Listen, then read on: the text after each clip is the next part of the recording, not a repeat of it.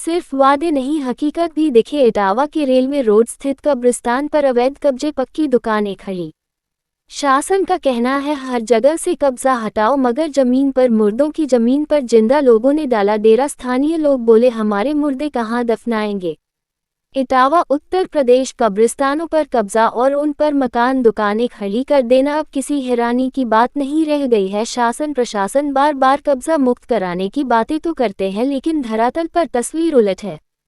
इटावा के railway road पर स्थित कब्रिस्तान इसका जीता जागता उदाहरण है। यहाँ पर पूरी तरह से अवैध कब्जा हो चुका है और पक्की दुकानें बन गई हैं।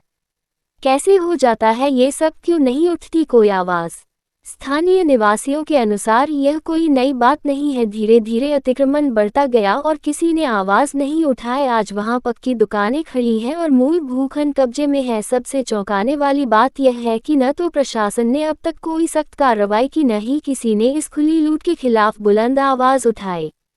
स्थानीय लोगों की पीड़ा अगर यूं ही चलता रहा तो प्रभावित क्षेत्र के लोगों का कहना है अगर यही हाल रहा तो आने वाले समय में हम अपने घर के मुर्दे कहाँ दफनाएंगे। ये सिर्फ एक जमीन का सवाल नहीं, बल्कि मानवीय अस्तित्व और धार्मिक आस्था का संकट है। कब्रिस्तान पर कब्जा मृतकों की बेइज्जती के समान है और यह किसी भी सभ्य समाज के लिए शर्मनाक है। मुख्यमंत्री के आदेश की पोल खोलती जमीनी हकीकत।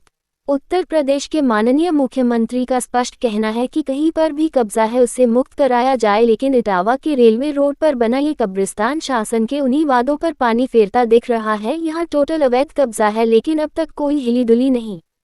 मुस्लिम समाज को शासन से बड़ी उम्मीद।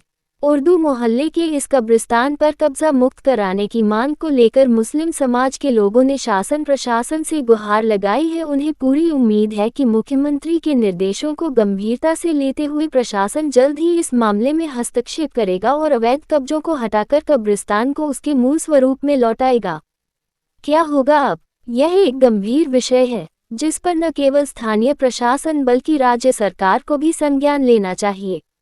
अगर सच में कब्जा मुक्ति के आदेश सिर्फ कागजों तक सीमित नहीं है, तो इटावा के इस कब्रिस्तान की तस्वीर बदलते ही देखनी चाहिए, वरना लोगों का भरोसा और उनकी आस्था दोनों ही संकट में पड़ जाएंगे।